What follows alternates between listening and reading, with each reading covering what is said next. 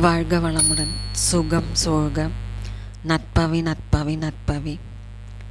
ஸ்ரீ லக்ஷ்மி குபேரர் வழிபாடு. ஸ்ரீ லக்ஷ்மி குபேரரை வழிபட்டால் செல்வம் பெருகும் என்பது நம் முன்னோர்களின் வாக்கு. தொழிலில் எந்த விதமான பிரச்சனைகளும் இல்லாமல் பன்மடங்கு லாபம் அதிகரிக்க குபேரருக்கு பாலாபிஷேகம் செய்வது சிறப்பானது.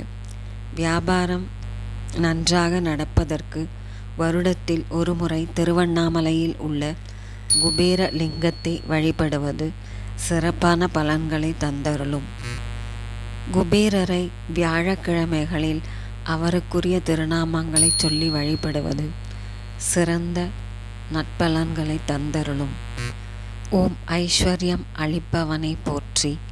ஓம் ஏழ்மை நிலை அகற்றுவாய் போற்றி. ஓம் 9 நிதி பெற்றவனே போற்றி.